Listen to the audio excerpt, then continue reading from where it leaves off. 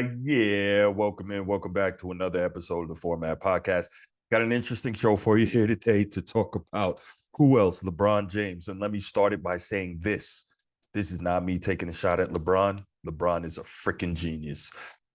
But before we get to that, if you're here on YouTube, you already know what time it is. Please go ahead, click that subscribe, that like, and that notification bell so you can be kept up to date whenever we drop new content on the channel. If you want the audio-only version of the podcast, please go ahead, open up your audio podcast platform, hit the search bar, type in the Format Podcast. We should come right up. You can subscribe to the channel right there. If you're enjoying the content, please give us that thumbs up or give us that 5-star review and leave a comment. All that stuff helps us rise in the algorithm. It helps us find more sports fans, helps more sports fans find us. And don't forget to share. Now let's get right to it.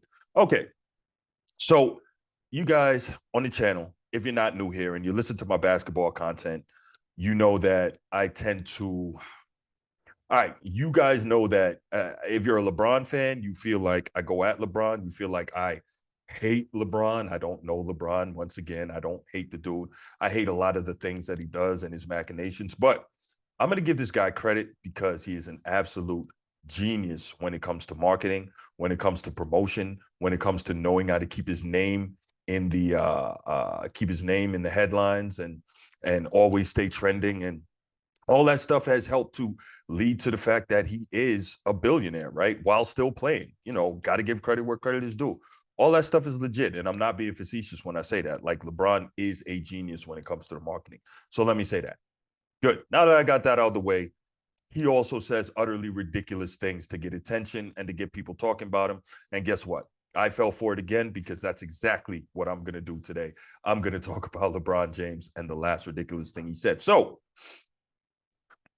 when it comes to LeBron James, a lot of what we get, right, is the back and forth, LeBron and Michael Jordan and the GOAT debate. Now, again, I've said it time and again on this channel. I'm going to say it again before I get into this.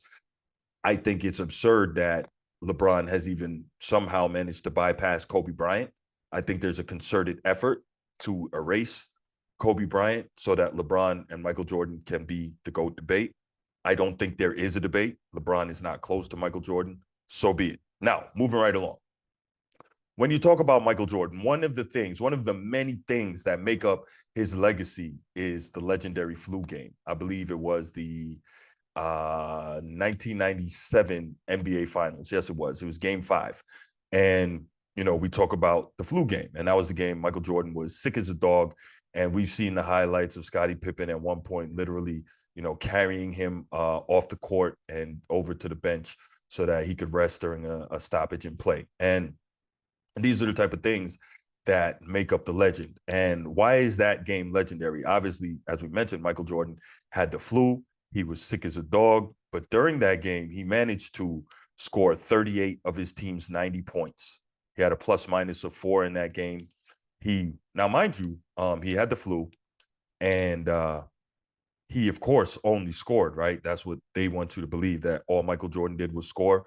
But in that game, he also had 7 rebounds, 5 assists, and 3 steals. Amazing. And a block. Let me add that in. And he wasn't just jacking up shots.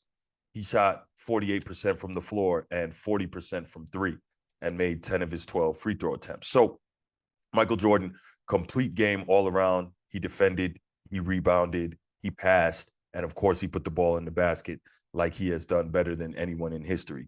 And yes, I know LeBron fans, LeBron is the all-time leading scorer, but if you're going to tell me that he's a better scorer than Michael Jordan, I don't know what to tell you, and you probably just didn't see Mike play. But anyway, this is not a debate about that. The point I'm trying to make here is Michael Jordan, despite the fact that he was, you know, physically far less than his best, carried that team that night.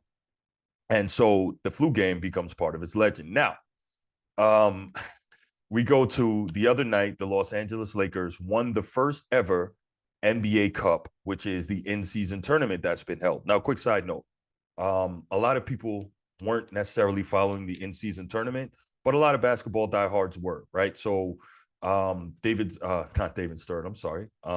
Adam Silver, NBA commissioner, he kind of followed the lead of some of the European leagues in basketball and soccer in how they do in-season tournaments to kind of, you know, add a little more excitement, both for the viewer, the fan, as well as for the players, and kind of incentivize them. Now, quick side note, why you would have to incentivize NBA players to actually play and not take time off that they don't need is beyond me. But the NBA has created this culture and they've allowed it, and now they're trying to scale it back. But this was kind of interesting because you've heard more talk about the NBA and more attention to the NBA at this point in the season than you would have normally heard over the last, how many odd years, with the NFL and college football being so immensely popular that the NBA can't keep up. Now, another quick side note, I've said for years now, what the NBA needs to do is push their season back and start on Christmas Day, which is typically the biggest day of the NBA season prior to the playoffs anyway.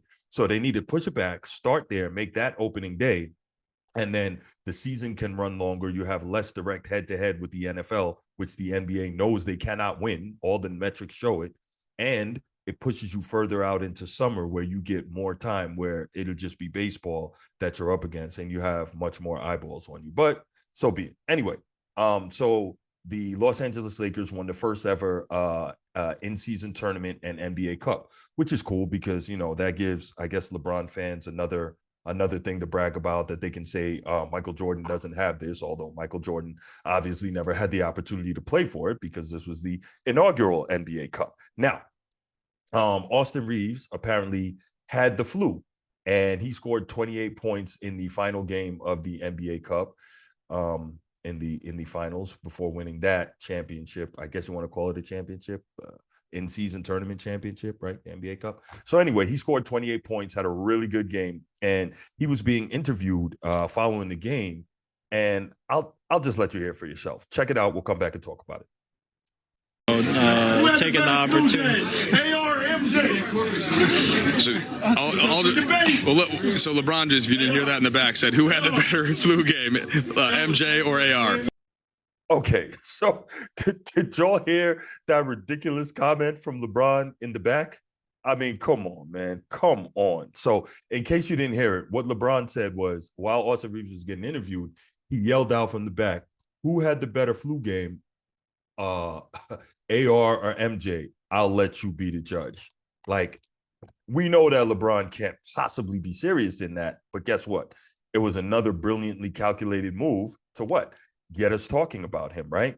To keep his name in our collective consciousness as basketball and sports fans. And it was brilliant because why? I'm sitting here doing a show about it. Was it absolutely absurd? Yes. We know that Austin Reeves did not have a better flu game than Michael Jordan, not from the all-around numbers, not from the impact, not for the fact that this was an in-season tournament game versus the NBA Finals. It's just ridiculous. And I think everybody knows it, but it's just another opportunity to talk about LeBron. So this is a guy who continues to maximize every opportunity to be in the eyes of the media, and he's doing that, to a tremendous extent. And again, I'm not being facetious when I say this. It's absolutely brilliant. The guy has mastered marketing himself, marketing every entity that is involved with him. It's brilliant. Now, all that said, you're going to have some who, are going to use this in-season tournament to take shots at Michael Jordan. Well, Michael Jordan never got that. You have some, and I truly hope this isn't the case. I truly hope that LeBron wasn't taking a shot at Jordan here. He sounded like he was definitely joking, and I hope he was joking. He seems to be a smarter basketball mind than that, but you never know. You really never know. Again, everything he does is well calculated. So I just think it was crazy. I can't imagine that he said that, but I get why when I sit back and look at it. Yeah, it's crazy, but the mere fact that you would say that is nuts. I think we all know, if you got half a brain and you know anything about basketball, or you're a basketball fan, that there is no way that Austin Reeves had the better flu game than Michael Jordan. So what I want to know from you, do you think that Austin Reeves had the better flu game than Michael Jordan? And secondly, how brilliant do you think LeBron James is in terms of manipulating the media and being, outstanding at marketing his own brand to make sure that he continues to be in front of mind of both fans and media? Leave your comments in the comment section. Can't wait to hear from you. I'll be back next episode, and I'm out. Peace.